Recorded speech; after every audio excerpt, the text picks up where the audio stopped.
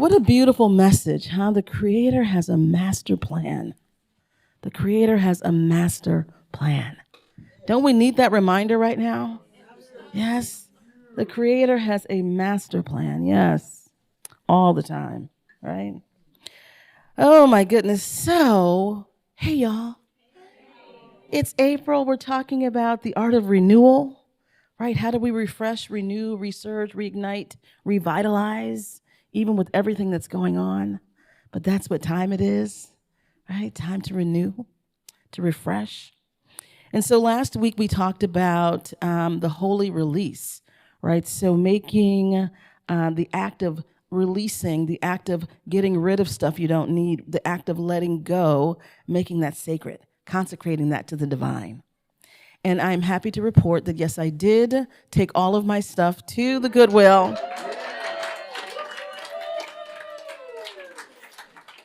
I will admit that I did it yesterday at 5 o'clock because I procrastinated all week, and then I was like, there is no way I can stand up there tomorrow and say that I did not take, I'd be fired? Would you be like, you're fired? Yes. Exactly, right? So I slogged all my stuff over to Goodwill and blessed it and released it so that individuals who need that stuff could have access to it. And so it was a beautiful thing to do that. Lots of other people were there. It was very intense and crowded, but that's okay. Did that. I am here now. I made it. I made it through. And so here's what's interesting. Once we let go of something, especially if it's something significant, once we let go of that, whether it's a relationship, a job, whatever it is, we end up in this space that is the in-betwixt and between. And that's called the liminal space, the liminal space. And the liminal space is from the Latin word limen, L-I-M-E-N, which means threshold, right? It means threshold. And so it's that space betwixt and between. And what's interesting for us to consider is that many times we're so uncomfortable in that space. We want to feel it. We want to do things, right? We get really uncomfortable when we're not sure what's happening. And what happens if really the most sacred moment is not the breakthrough or the breakdown? It's that in between. What if that's the most sacred moment? What if that's the most fruitful and powerful time? And so what we're going to be talking about today is how do we live in the liminal space? Because individually and collectively, that is where we are, right? That is where we are. And a lot of toxic things that we are observing in ourselves, in each other, in the collective, in our world, in our country, a lot of that is just extreme discomfort with living in the unknown, right? And living in the in-between space. That's why we're seeing a lot of this stuff crop up. So let's talk a little bit about this. So the liminal space is Richard Rohr, the American priest and writer, describes the space as this: where we are betwixt and between the familiar and the completely unknown. There alone is our old world left behind, while we are not yet sure of our new existence. That's a good space where genuine newness can begin. Right, where genuine newness can begin. And it is a difficult space in a world that demands that you always be in action, in a world that demands you have a 5-year plan, your 3-year plan, what your goals are. And I am a goal person, so I'm sort of talking to myself. But we're in a world that just demands that that you fit in a box, that you check the boxes, that you do the certain things, right? That this is the way of the world. And so when we're in a liminal space, a lot of times we feel guilty about it, or we feel shame about it, or we feel like we should be doing something, or maybe we should know something, or maybe we should have a goal, or maybe we should have a plan. And actually what's happening is that space is really, it's really a womb, right? It's a womb, not a tomb, right? It is a place where something new is happening, something new is germinating, something new is being cultivated. And it's a very, very important space. When I look at my my journey here, and as I was thinking about this talk this week and looking at different times where I've been really deeply in the liminal space, I think about and I look back over my move to San Jose, right? So prior to moving to San Jose, I was in ministerial school, But I also was very much involved in my business, my corporate business, as an executive leadership coach to Fortune 500 clients, designing training programs, and that was my world. That was my identity of sorts, right? That is the work I was doing, and I loved, and still love that work. I love my clients. I loved what I was doing. And once I finished ministerial school, my thought had been, oh, okay, I will just embed or inject some spirituality or mindfulness into the work I'm doing at corporate, because there's already an opening for that, right? There's so much scientific research about how great meditation is and these kinds of things. So I thought, okay, I will just add on and evolve my business so that it is doing more of that kind of work. And that was not what happened. That was not what happened. So really, really in accelerated fashion, as Spirit tends to work in my life, I, put in an application for a job to be the senior minister at CSL San Jose. Was not interested in it when I put in the application, but my mentors were like, just put it in. And then things escalated, and next thing I know, I'm in San Jose as a senior minister. And I loved it, right? I loved being there. I loved that community, and I realized I love being a minister. But what was interesting in the liminal space for me was, okay, what's my identity now? Like, how do I talk about what I do? Because on the one hand, I've been an executive coach and entrepreneur for 20 years and have a really significant body of work around that. And now I'm a minister of this church that is very revered within the CSL movement, right? And, I have my corporate clients and other professional friends saying, what are you doing? Like, your business is like incredible. Like, what are you doing? What are you doing? What's going on? And then I have other friends saying, you know what, you need to get your, why don't you update your website? Why haven't you da-da-da-da? What about your brand? Blah, blah, blah, blah, right? And I'm like, I am between two things, and I don't know who I am or what that is, right? I don't know what that integration is. I don't know yet what the integration is from the body of work I've done up until now as an entrepreneur, as someone who was very involved at sort of higher levels in the corporate world, and then as a minister, right? I don't know what that integration looks like. And only now, through 3 years in, is it beginning to emerge for me that there's some intersection of business and spirituality that needs to come together, and that I'm called to be a part of that, right? And so even still, I don't know what that looks like. It's not taken full shape yet. So the last 3 years have been this big liminal space for me, even though I still got stuff done. I still had a role to do. I had a job to do. I did my job. I do my job. But it's been a huge liminal space of I'm not where I was, and I'm not who I was, and I'm not where I'm going fully, and that's not fully integrated, right? Have you all ever felt that? Yes. Yeah. Yes. And so it's this really interesting place. And so I just want to share with you some things that I did to get through that space, right?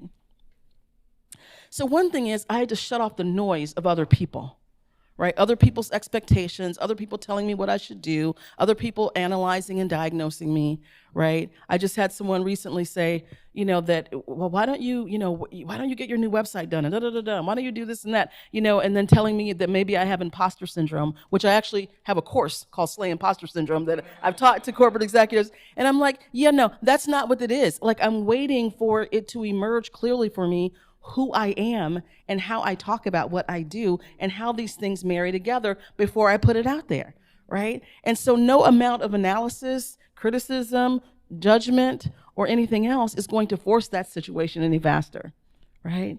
And so I invite you, if you are in this liminal space, to know that it is safe, it is sacred, and as the song says, God has a master plan. And when you trust in divine intelligence that knows what it is doing, the divine intelligence that created each of us out of itself, the divine intelligence that knows us intimately before we ever took physical form, the divine intelligence that created this entire world and everything we know in it, that intelligence knows exactly what we're supposed to be doing and when and how. It already knows. There is a plan. And so our job is not to get swayed by the voices of the world unless we really feel internally, yes, it is now time to do this thing, right? but letting other people dictate to us what we should be doing, and should is always a key word. As soon as I hear should, I'm shutting down, right? Because right now, that is a judgment, yes? And so we stop shoulding all over ourselves and don't let other people should all over us, right? And we begin to listen and get aligned with the master plan, because it will unfold exactly what our steps are to be. And it may look crazy to other people. It will likely look crazy to other people. Yes, and that is okay. And that is okay. We're a room full of crazy people, right? We're a room full of crazy people, right? It is okay for people to think you're nuts, right? But you have to listen to that internal, intuitive, divine intelligence that is loaded and coded into your system. It created you. It knows what to do. It knows how to do it. It knows what's highest and best for you. So the more you are in touch with it, the more you are aligned with it, then you can just move from place to place, and the way unfolds, right? The way unfolds. And so often we're afraid, and we're just, when is it going to happen? And what right? All the things. And that's legitimate feelings, but it's legitimate to feel fearful, or to feel uncertain, or to mourn, right? To mourn what you used to be. Our entire country is in mourning because we've never really processed going through COVID, right?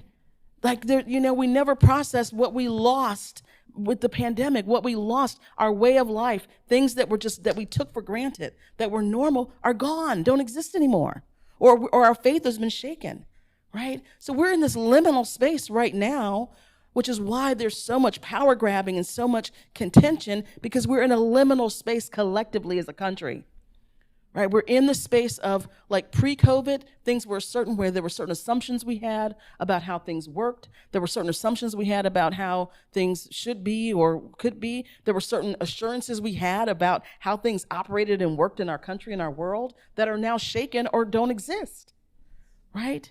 So we're in this liminal space, and in the liminal space, there will always be those who are freaking out all over everybody else, right? They're freaking out of fear, trying to solidify things, make it so that we understand it, make it small so we can control it, make it right. There's this energy that's up that's all about that, right? And what we're invited into is to bless that energy and to know the Creator has a master plan. And I am aligned with that vibration, right? I'm aligned with that energy. I'm aligned with that truth within my being and within my life and within my circle of influence. And I will not be moved. I will not be deterred. I will not be influenced by the fear that's cropping up all around me, right? Are y'all with me on this? Yeah?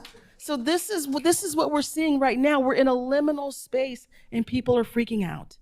Yes, and then we're in this liminal space in this community, right? We're in this liminal space right here at Silicon Valley Center for Spiritual Living, which is 13 Sundays old or something like that, right? We're a little baby, right? 13 Sundays old, and here we are. We birthed, and we're here. Right? And we're not where we're going. We're in a hotel space. This is a liminal space, right? And we're not where we're going. But here's the beautiful thing. We're in this hallway between what was and where we're going, and the hallway is a sacred space, y'all. The hallway is a sacred space because God is the hallway. God is where we were. God is the hallway. God is where we're going. It's everywhere. There's a master plan. There's a master plan, right? So we're in this hallway, and we're making our way to where we're going. And it's a beautiful thing. And this is a time now for us to be doing exactly what we're doing, which is we gather together and we sing, we make a joyful noise in here, yes? Right? And we pray together and we meditate together. And then last week we started, just talking about what is our vision? What are we excited about? What do we want to do here? Why are we gathering together? What are we creating together?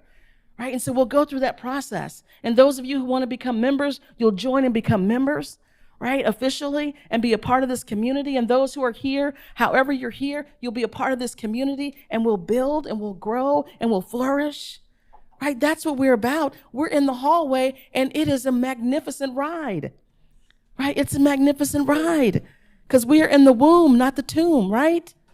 Yeah, this is a powerful place to be. So this is what I invite you into in your life. Right? So first off, get rid of all the stuff that other people are saying. Right? Because there's people around me that were like, "Whoa, you're going to start a new center? Why would you start a new center? Centers are closing. Churches are closing during COVID, like post-COVID. Da, da, da, da, da, da, da, da. Why would you walk away from San Jose?" Like I heard all the things. Right? But it didn't matter because God already gave, I already knew what I had to do. I already knew what I was called to do. So it didn't matter what other people were saying. It was like little gnats, did not even land, right? Did not even land because I'm so sure. I am so sure, bless you, right? I'm so sure in this walk, right? I'm so sure about Silicon Valley Center for Spiritual Living. I'm so sure that there is work that we are to do to help bridge the spiritual and the business, the spiritual and the tech, the spiritual. We are the heart and soul of this valley, right? That's what we're here to do. So this is a very rich hallway that we are in, right? A very, very rich hallway that we are in. So if this is something that you're also experiencing in your life, I want you to look for what's the richness in my hallway, right? What is the vision I have for the other side, right? How can I be present to the hallway, right? Are there little specks of dust I need to, sweep up? Yes. Do I need to polish something, right? Do I need to move some things out of the way, right? So really be thinking about for your own hallway, what is it that you can be doing to deepen the experience, to enrichen the experience? Because here's the thing, what happens in the hallway, what you are, how you be in the hallway determines, is going to shape what happens next. These are not separate things, right? How you go through the liminal determines what happens on the other side. So you can't be freaking out over here and then think you're going to get over there and it's going to be all, rainbows and unicorns. That's not how it works. Because you are the thing itself, right? You are the thing itself. So the energy that you're carrying, the energy that you have, the energy that is moving through you, the way that you are being in the liminal is going to be what sets the foundation for the next thing. So that's why you want to be awake as you go through this process. That's why you want to clear out and let go of stuff that no longer serves, because you can't take old wine into new wineskins. It does not work, right? It does not work, right? So interesting, this hallway thing, right? It's like a birth canal, right? It's like a birth canal. And so you can't be acting crazy up in there, I'm telling you. You can't be acting crazy. I did, and they had to do a C-section and get me out of there. I almost took everybody out. I almost took my mom out and me, right? It's like, don't get crazy. Calm down, everybody. Just calm down and go through this, right? Yeah, so it's so important. It's so important to be present to the hallway, be present to how you're moving through this time, this liminal space. And the other thing I want to say is that what helps and what helped me and what is helping me now, because I'm still in a liminal space in my life, right? What's helping me now is that I have certain anchors in place for myself, right? So even getting through the hallway, in that in-between place, you can feel like, especially if it's something like, you lost maybe a job or a role that you've had for a long time, right? Or a relationship that you had for a long time or that was very deep and meaningful. Those are things that can really shake our identity, right? The loss of a loved one or some big shift, they can really shape our identity where we feel like, whoa, like, the ground is moving beneath us and everything feels like it's just not, like it's not stable. Yes? And so these are times where you need an anchor. You need an anchor. And for me, the beautiful thing about being a minister is that Sunday morning is my anchor, right? My life is organized around Sunday morning. And so it is an anchor for me to be preparing myself to be here with you, because it's not about me, it's about you, right? And as I'm working on my talk and working on what am I going to say, all that my prayer and the desire of my heart is for God to say the words that you need to hear, right? To say the words that you need to hear. It's not about me. Right? It's about what is the message that is most needed for me to say, right? And move through me, God. Move through me, speak through me, whatever it is. And so frequently I hear people come up to me and go, oh my gosh, I felt like you were talking to me. And I'm like, thank you, God, right? Thank you, God. Because that's what the job is, right? And that's why those of you who know me closely, I've gotten better at this, know me closely, know it's difficult for me to interact before the service because I'm sort of in a couple different places, right? Right before I'm here, because I'm opening and preparing my way in a certain way, and I've learned now to be able to also interact and do that, right? But I am here for you. I am here for you, and this is a big anchor for me to get prepared to do that. Yes? And so I want to invite you in to look at your life and what are the anchors for you, right? It may be your job. It may be your work, right? It may be a significant other. It may be a child, right? It may be your pet. What is the anchor for you that you sort of organize yourself around? And what I want to offer you is that you need multiple anchors, right? You need multiple anchors. So what I would offer is, one, make spiritual community part of your anchoring process. So if you can get here on Sundays in person, it's so beautiful, the music, right? Oh my God, it feels so good in this room, yes? Right, if you can get here on Sundays, come in, right? And be here and let that be an anchoring for yourself. And then on a daily basis, really look at how are you anchoring yourself in this liminal space that we're in, right? Because collectively, we are in a liminal space. The world is like we have left the shore. We have left the shore, and we do not know where we're going exactly, right? We do know God has a master plan, but it's uncertain, right? And so that is why you need the daily anchors of your spiritual practice, right? Is it meditation that allows you to get into alignment with the divine and get a sense that there is a master plan and that God has the final word and there is only that one power, right? Is it being out in nature that allows you to feel that? Right? And so finding what is that personal anchor for me in terms of my spiritual practice. And, the third thing I would say in terms of anchoring is because things are so intense right now, we also need little pods and groups where we meet and we collect and we're with each other and we love each other. Last week, there were a group of us who went to see Michael Beckwith in Oakland. And it was so sweet and so wonderful.